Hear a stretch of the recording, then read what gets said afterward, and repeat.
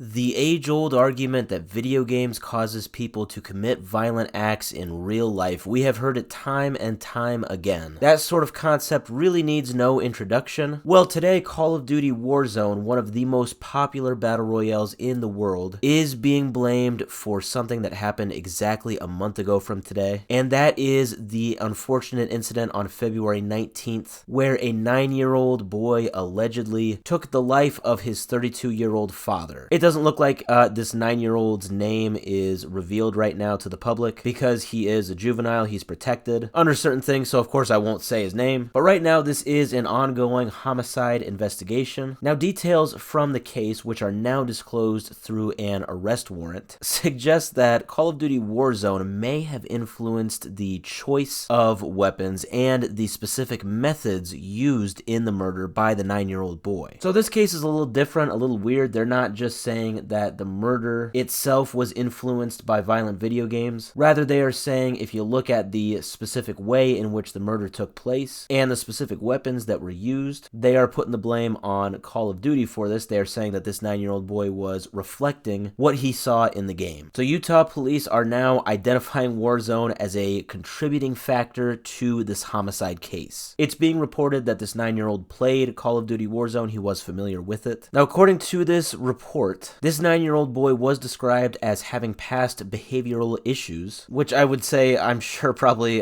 played way more of a role into his decision on taking the life of his father rather than video games. But he allegedly shot and attacked the father before then alerting the others in the household that his father was injured. Now, the only thing I am really seeing that police are using to, I guess, connect Warzone with these violent acts are they are saying that the boy, he would spend a significant amount of time watching videos of gameplay and playing video games himself, and among these games are Call of Duty Warzone. And then with that, the police said that a couple of the weapons used in the attack were a tomahawk and a 9mm handgun. So they're literally saying that because this kid has played Warzone in the past with the many games he's played, and that Call of Duty has a tomahawk and a 9mm handgun in the game, that is basically how they are making their connection to Call of Duty Warzone influencing this kid to do this. Yeah, you know what other weapon is used in Call of Duty games? Literally every other weapon in the world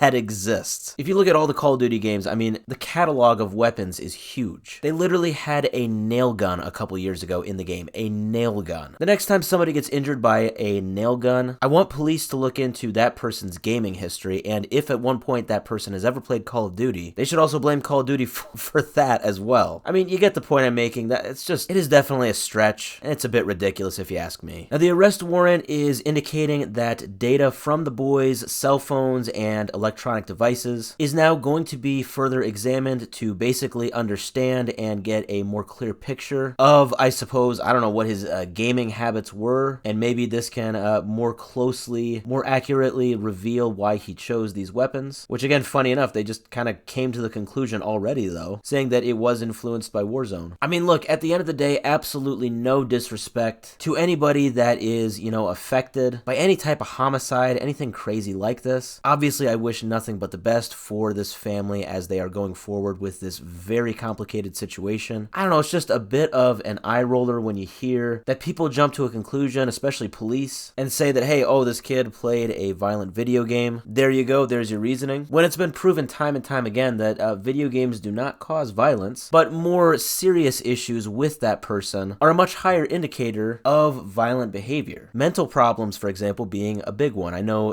in this story, in this report, they said that the kid has behavioral problems. That right there is the factor you have to focus on. Millions of people play Call of Duty, Fortnite, Apex every day and do not want to take their father's life, right? I've defeated like over 1 million enemies between Call of Duty, Halo, Warzone, all of that. And as pathetic of a thing that might be to admit, have I ever once had the desire to go out and bring physical harm on somebody because I played these games? Absolutely not. It takes somebody with behavioral problems that are already a major issue to do stuff like this. It's not just video games that are corrupting somebody or making somebody evil. Yeah, just an interesting, funny little story saying that when somebody consumes a piece of media, they are more likely to do the thing in that media that they are watching. It's just crazy. Like I said, it is the age-old myth that video games directly cause cause violence. It is just not true. In our world, we unfortunately have a ton of mental health issues in our community, but let's not focus on that. Let's focus on the video games. Yeah, they deserve